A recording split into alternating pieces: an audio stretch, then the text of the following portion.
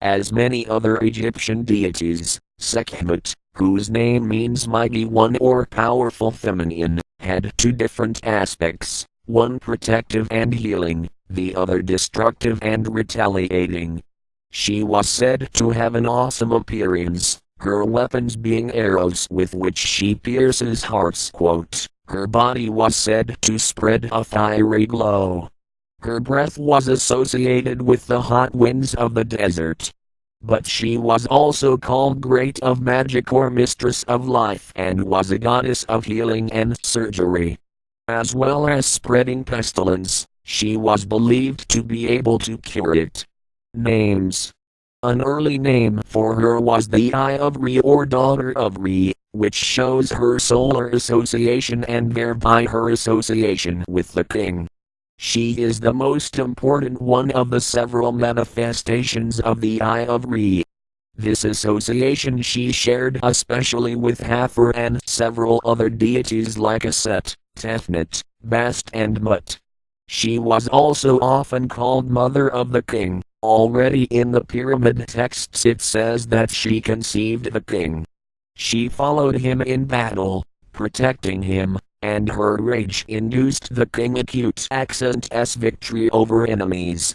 Her title of Lady of Bright Red Linen carries the meaning both of her place of origin in the delta, as well as the blood-soaked garments of conquered enemies. Worship. Physicians were priests of Sekhmet. This goes back to at least the Old Kingdom, when they were already organized for her service. It seems they still held their position in later times. Prayers to the goddess were an integral part of every healing ministration. There was even a formal rite called appeasing Sekhmet, which was recited by priests in effort to stop epidemics from spreading. Among common people there was a great fear of the 7 arrows of Sekhmet, which were believed to bring in luck. Many spells and charms were used to avert the wrath of Sekhmet, and there was the book of the last day of the year which was recited over a piece of cloth worn around the neck at the end of the year, which was considered a dangerous period. On the first day of the new year, Wapranpat, people exchanged amulets in the form of Sekhmet or Bast for appeasing them. Still today, statues of Sekhmet can invoke some apprehension, even in museums.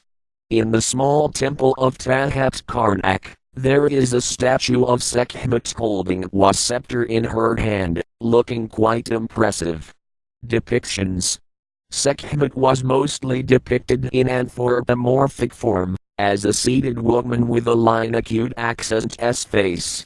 She wore a wig and a sundisk on top of her head, and there is often a scepter in her hand. There are also depictions of lion-headed goddesses wearing the double crown. This is usually a fusion of Sekhmet with Mut. More seldom is she represented in full leonine form. Myth. Her destructive aspect is demonstrated in the myth The Destruction of Mankind, as she on the order of Re goes out to punish mankind for their transgressions against him.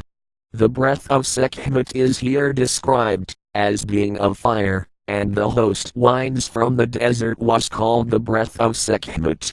In her rage and bloodthirst she nearly wipes out all humans, and Re has to ask his high priest at Heliopolis to mix beer with the color ochre from elephantine.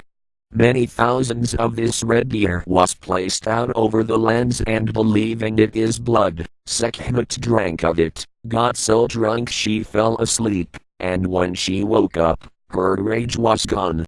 There are several versions of this myth in tombs at Thebes. Because of this fierceness, many ancient kings adopted her as a military patroness, and she became their symbol in battle. Here her duality can be demonstrated in that she used her power to protect the king in an almost motherly way.